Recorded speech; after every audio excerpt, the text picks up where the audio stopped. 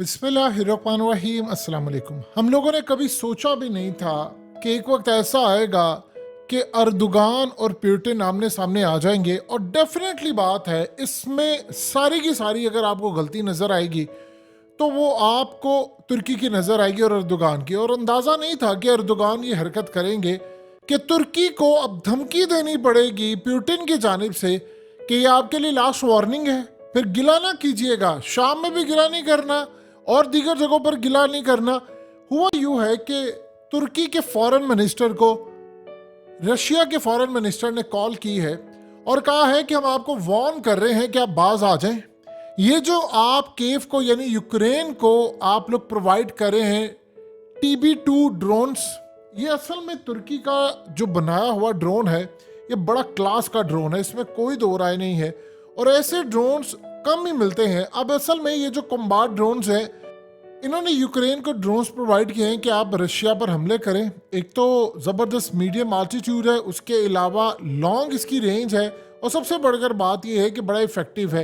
यानी इसके अंदर हाई रेजोल्यूशन है, कैमरेज लगे हुए हैं, बड़े हाई रेजोल्यूशन, इलेक्ट्रो ऑप्टिकल है, इंफ्रारेड सेंसर है, और सबसे बढ़कर रियल टाइम इंटेलिजेंस आपको देता है और अपने टारगेट को एक्यूरेटली उड़ाता है। और इसने हालिया रूस का काफ़ी नुकसान किया है बहुत सारी चीज़ों में, और इस सूरत हाल के अंदर रूस क्लस्टर बम्स भी दे रहा है। अब हुआ यूं है कि ये जो सारी सूरत हाल है, इस पर रशिया ने इनको दी है धमकी और कहा है कि आप इस सारी सूरत हाल में बाज आ जाएं। अगर आप बाज नहीं आते तो फिर आप गिला ना कीजिएगा, हम आपके साथ ताल्लुकात बहाल रखना चाहते हैं, अच्छे ताल्लुकात रखना चाहते हैं। और दुनिया को याद रखना चाहिए, अर्दोगान के खिलाफ जो फौजी बगावत हुई थी, जब खास तौर पर आप जानते हैं टैंकों के आगे लोग लेट गए थे और फौज के खिलाफ खड़े हो गए थे कि तुम लोगों ने बेड़ागर किया हुआ, मुल्क का उठते हो और माशाल्लाह लगा देते हो, खाना खराब किया हुआ है, तो वो फौज के खिलाफ खड़े हो गए थे लोग। उसमें अर्दोगान तो पावरफुल हुए थे, लेकिन उसकी सारी की सारी इंटेलिजेंस रूस ने प्रोवाइड की थी और पुतिन ने उनको अर्ली प्रोवाइड कर दी थी, जिसकी वजह से उनके लोग भी एक्टिव थे और वो बगावत कुचलने में उनको बहुत ज़्यादा फायदा हुआ था। यानी बड़ी अच्छी खासी नाकामी हुई थी और आज के बाद फिर फौज की उनकी दोबारा जरूरत नहीं पड़ी कि वो बगावत कर सकें।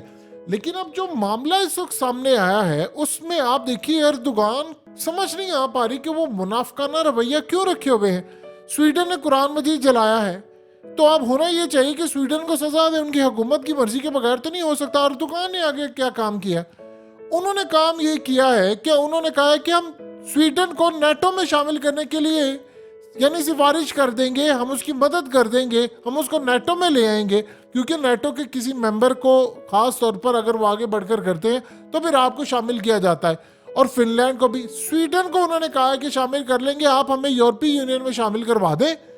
आप अंदाजा कीजिए यूरोपीय यूनियन क्या है, ये 28 ममालिक हैं। उसके बाद असल में तुर्की यूरोप का हिस्सा बन जाएगा, वो पूरी तरह यूरोप में चला जाएगा। उसे कहा आप हमें यूरोपीय यूनियन में पहुंचा दें, तो इस सूरत हाल के अंदर फिर उसके बाद हम आपको स्वीडन को नेटो के अंदर शामिल करवा देंगे।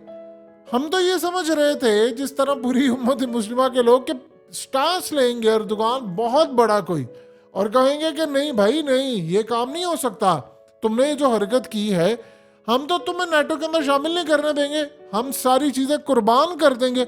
उसे कहती नहीं, स्वीडन को तो हम पहुंचा देंगे नेटो के अंदर, हमें यूरोपीय यूनियन में शामिल कर लिया जाए। यानी आज के बाद यूरोप के अंदर तुर्की को शामिल किया जाएगा तो तुर्की यूरोप का हिस्सा बन जाएगा। यानी इवन के लोगों के पास अगर तुर्की की नेशनैलिटी होगी तो वो यूरोप की नेशनैलिटी कंसीडर की जाएगी। इस लेवल पर अर्दोगान ने ऑफर की है। अब ये तो रवैया उनका नजर आता है, लेकिन रही बात पुतिन की, तो उन्होंने उनको वार्न कर दिया है कि आप ये पराई जंग में क्यों जा रहे हैं। वो क्यों, उसने कहा था, पाकिस्तान के फॉर्मर प्राइम मिनिस्टर ने भी कहा, उसने कहा भाई हम पराई जंग में क्यों जाएं। इसी तरह जो खास तौर पर ट्रम्प था, उसने कहा था ये जंगें खत्म करनी है। तो अर्दोगान कहे कि भाई ये जंग रशिया की है, ये जंग पुतिन की है, या उसके अलावा ज़ेलेंस्की की है, रशिया की है, यूक्रेन की है, ये पराई जंग है, हम इसमें नहीं जाएंगे। अर्दोगान ने उल्टा काम किया। ज़ेलेंस्की आया है वहां पर 2 दिन पहले और आकर अर्दोगान से मिला, और अर्दोगान ने कहा कि नेटो के अंदर तुम्हें आना चाहिए। और नेटो में आने का मतलब जानते हैं क्या? यही तो वो एक चीज है जिस पर पुतिन की लड़ाई हो रही है और वो लड़ाई करने के लिए तैयार है। तो जो हाल उन्होंने इस वक्त यूक्रेन का किया, यूक्रेन के इलाके हाथ से चले गए हैं, तो आप बताइए अर्दुगान क्या चाहते हैं कि तुर्की के साथ भी वो यही हशर करे?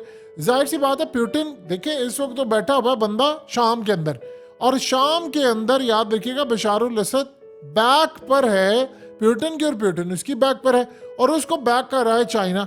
तो अगर इस सारी सूरत हाल में अर्दुगान ने काम ना किया तो पुतिन के पास और बहुत सारे काम है, वो कुर्दों को सपोर्ट कर सकता है। शाम के अंदर रहकर वो तुर्की को इतना डेंट पहुंचा सकता है, इतना नुकसान पहुंचा सकता है जिसका अर्दुगान को बड़ी अच्छी तरह अंदाजा है। लेकिन इस सारी सूरत हाल के अंदर वो कह रहे जी नहीं, हमें आप यूरोप में शामिल कर ले, हम तो स्वीडन के भी साथ खड़े हुए हैं, चाहे उसने कुरान मजीद जलाया है, हमें कोई परवाह नहीं है कि हम उसकी मेंबरशिप को कैंसिल करवाएं, हम तो उसको मेंबरशिप दिलवा देंगे, फिनलैंड को भी दिलवा देंगे। लेकिन इस सारी सूरत हाल के अंदर हमें यूरोपीय यूनियन में आप शामिल कर ले।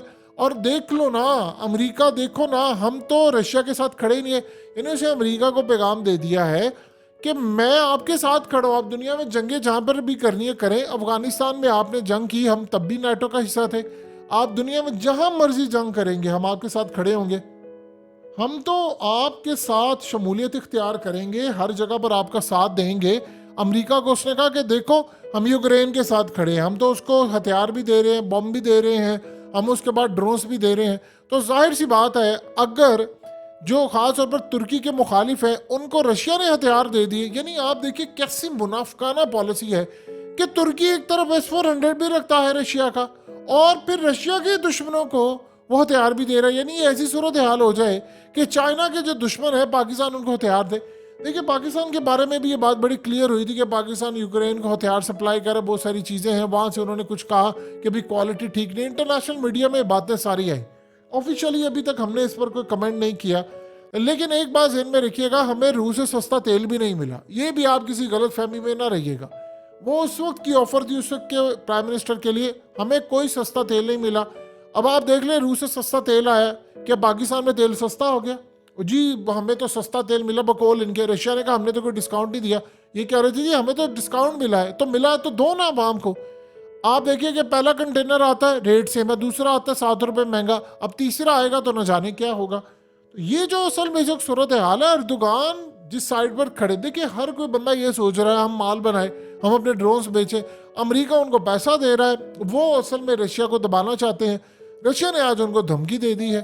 असल में हुआ यूँ है कि उन्होंने बहुत सारे कैदी भी छोड़ दिए हैं, और दूसरा यूक्रेन की वो मदद कर रहे हैं, हर लिहाज से वो इस वक्त पुतिन के खिलाफ है। तो अर्दुगान जो वादा करके आए थे मैं जी खड़ा, आज उम्मत मुस्लिमा की अक्सरियत में आप देख लें अरब ममालिक किसके साथ खड़े हैं, वो पुतिन के साथ खड़े हैं। क्या ज़बरदस्त स्टैंस लिया है मोहम्मद बिन सलमान ने, यूएई ने बड़ा आला स्टैंस लिया है। चाइना तो ऑलरेडी बैक पर खड़ा है पुतिन के। हमारी जो औकात है आपको पता ही है पाकिस्तानियों की, हमने कहाँ पर खड़े होना है, हमें तो जहाँ पर साहब बहादुर अमेरिका ने कहना है हमने अपनी पॉलिसी वही करनी। तो अब अगली जो सूरत हाल इस वक्त पैदा हुई है उसमें अर्दोगान को तो क्लियरली उन्होंने बता दिया है कि भाई आप ये हरकतें करनी बंद कर दें, हमारे पास सोल्यूशन बहुत ज़्यादा है। अगर हमने शाम से फिर आपको सबक सिखाना शुरू किया तो अर्दोगान आप बर्दाश्त नहीं कर पाएंगे। अब आप देख ले इतना स्ट्रॉन्ग स्टैंस, अर्दोगान तो पीछे नहीं हटने वाले। और अगर उन्होंने हथियार सप्लाई करना बंद ना किए तो फिर रूस के पास ऑप्शंस बहुत ज़्यादा होंगी। और भूल जाए फिर अर्दोगान की अगली दफ़ा कोई बगावत अगर उनकी फ़ौज कर रही है तो पुतिन उनको बताएगा। और दूसरी बड़ी बात यह है कि फिर जहाँ जहाँ पर तुर्की के मफादात हैं वहाँ वहाँ पर पुतिन अब खड़ा होगा, क्योंकि उसने कहा है कि जो बंदा यूक्रेन के साथ खड़ा है मैं उसको नहीं छोड़ूंगा। आप भूल जाए अगर मैं उसको छोड़ जाऊं या कोई बैक कर रहा है उसको या फलाना कर रहा है, ये किसी गलत फहमी में ना रहिएगा, हमने वो काम नहीं करना। देखिए अर्दोगान के पास ये लास्ट मौका है, और समझ लीजिए ये लास्ट हिस्सा है इस वक्त, क्योंकि पहले उन्होंने समझाया नहीं समझे, ज़ेलेंस्की को बुलाकर उन्होंने कहा नाटो में शामिल कर ले। अब जो धमकी आई है इसके बाद धमकी नहीं होगी, फिर इसके बाद हमले वाले। अगर जो रूस के मिसाइल बेलारूस में यूरोप के लिए लग सकते हैं तो फिर जाहिर सी बात है वो मिसाइलों का रुख फिर वो तुर्की की जानिब करेंगे कि भाई आप ये भूल जाएं। और उम्मत मुस्लिमा की एक बहुत बड़ी तादाद याद रखिएगा रूस के साथ खड़ी है, वो अर्दोगान को भी पसंद करते हैं। लेकिन अर्दोगान इसको गलत डायरेक्शन में, जहां पर अमेरिका और ये सारी ताकतें खड़ी हुई हैं, दुनिया का सुकून उन्होंने बर्बाद किया। अमेरिका को तो जंग चाहिए, अफगानिस्तान में चाहिए, सोवियत यूनियन, अमेरिका को कभी अपनी सरजमीन पर भी जाकर जंग लड़ ले, कभी अपने मुल्क में इसने जंग लड़ी है। हमेशा दूसरों की सरजमीन पर जंग लड़ेगा, दूसरों का नुकसान करेगा, और उसके बाद उन्हीं को उकसाता रहेगा ताकि उसकी बादशाहत कायम रहे। तो जो अब तक की सूरत हाल है उसमें अर्दोगान को आज क्लियरली वाज़ेह धमकी रूस की जानिब से मिल चुकी है।